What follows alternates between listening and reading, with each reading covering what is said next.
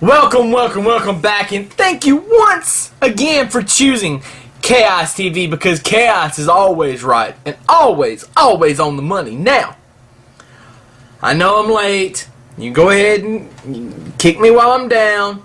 I've had a lot going on with work, my actual day job, my actual 9 to 5. So the Raw review, which is now, is a little late. You'll have to excuse me. I apologize. But now that we got all that going out of the way, tossed up throughout the window, let's get to what was Monday Night Raw last night, March the 21st, 2011. This show, from looking at it, was not about what it had been about before. It was about setting up for the undercard. United States title. What's going to turn into an 8-man between the core and all of the other guys. JR and the King. Orton and Punk. This was to help set up that. Plus the intergender tag match, which I'll talk about in a minute. But first, Raw comes on the air, and Justin Roberts is in the ring, and he's talking. They're trying to hype the crowd, I guess, and says, "Please welcome the voice of the WWE, Jim Ross." And Jim Ross music, that Oklahoma Sooners fight song starts playing, and you know that it's not going to be JR after last week. You just know that it's not.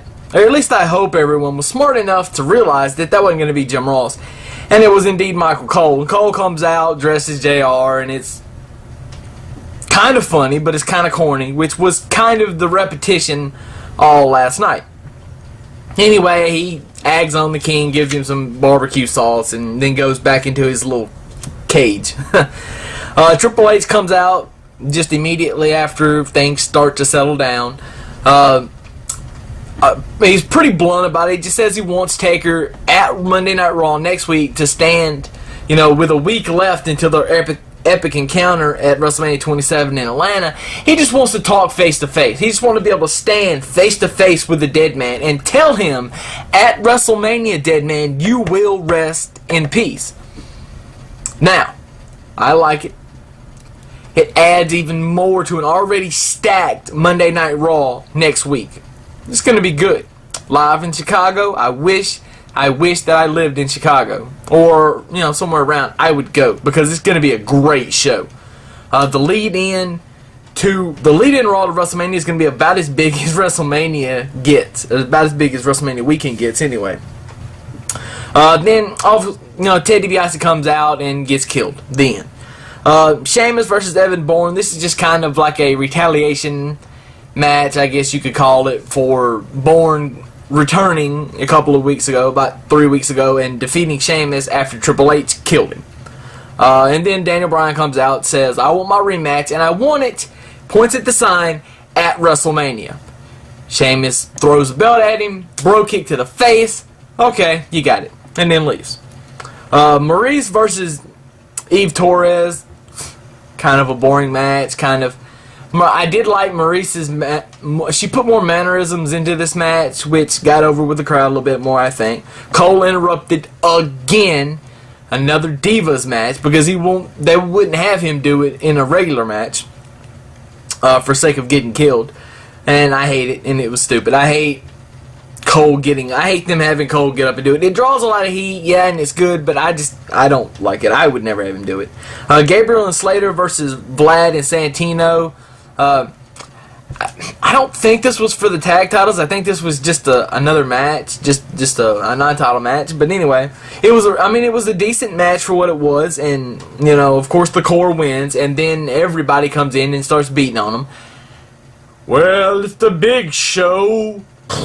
When the flames come up, and out comes Show and Kane to make the save, and this is going to set up what looks to be an 8-man tag for WrestleMania with all of these participants that I just mentioned.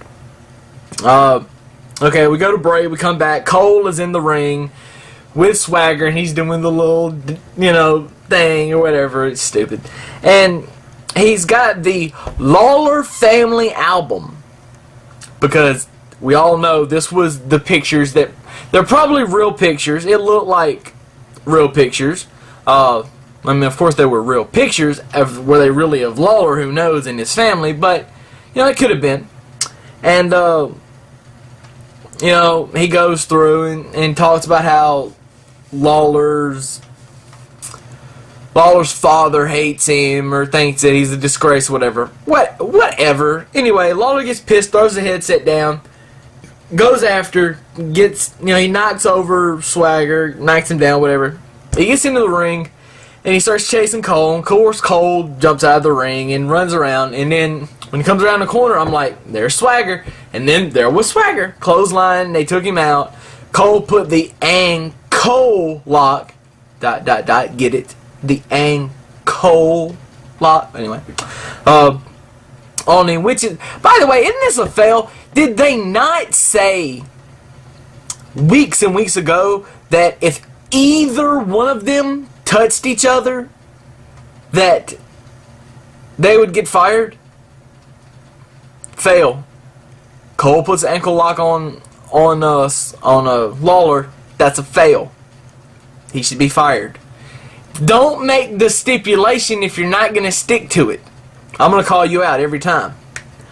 Then we have Ziggler with Cole and Vicky versus Morrison with Trish, which was kind of a nice little surprise to see Trish unannounced and she just walks out. I love Trish in slow-mo, by the way. I love Trish in fast-mo. I love Trish in regular mo. I love Trish anyway. Any kind of mode, I love Trish. I love Trish. Anyway, and yes, I'm marking out, I know. But I love Trish, so I'll let it slide. And you should too, because you all love Trish too. This match ends up turning into like a 4-on-2 with all the combatants involved. Ziggler's team gets the upper hand, of course, because they've got the numbers game, and Ziggler hits the zigzag on Morrison and tags in Vicky. Vicky comes in, covers Morrison for the pin. 1, 2, 3. Of course, we all saw that coming, or should have anyway. Orton versus Mysterio in a WrestleMania 22 rewind match. Of course, it's not a totally rewind match because there's missing one key individual. The guy that was actually the champion going into this match, and that's Kurt Angle. Of course, he's off in TNA, so they couldn't do it. But anyway, I just thought it should be pointed out that it wasn't a complete, WrestleMania rewind match. And there's going to be another one on SmackDown, but I don't know what it is. They're having a nice, good competitive match. Orton and Mysterio have wrestled each other enough times that they know they know how to work with each other, so that's always a plus. And then you've got Punk outside of Randy Orton's tour bus that he's in, whatever, with his family, which we all know was an actor. That's not his real wife. His real wife is still pretty hot, but she looks hotter than that other chick they got.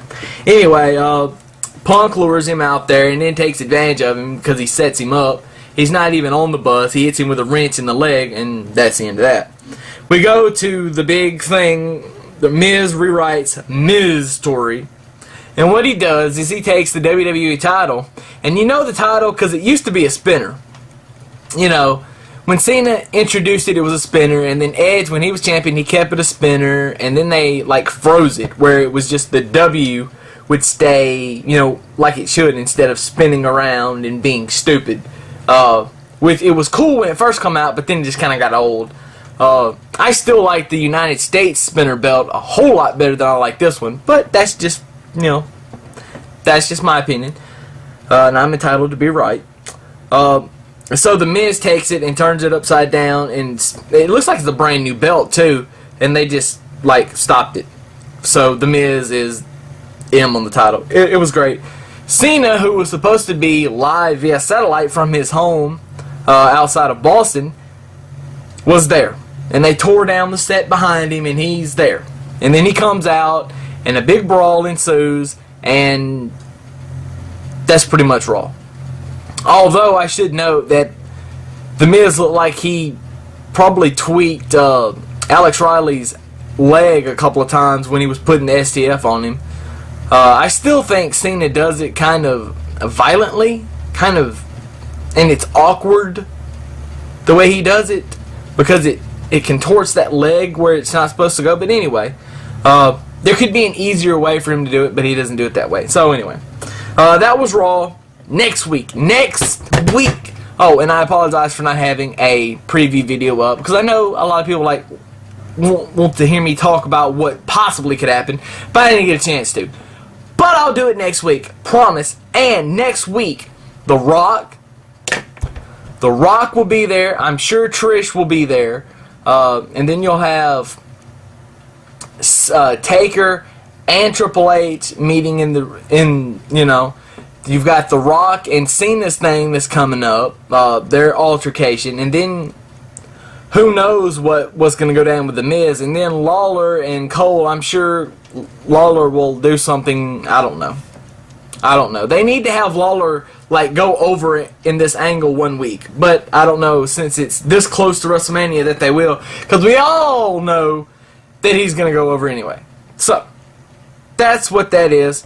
I have spoken, and Chaos is out. Peep. Subscribe, comment, follow me on Twitter at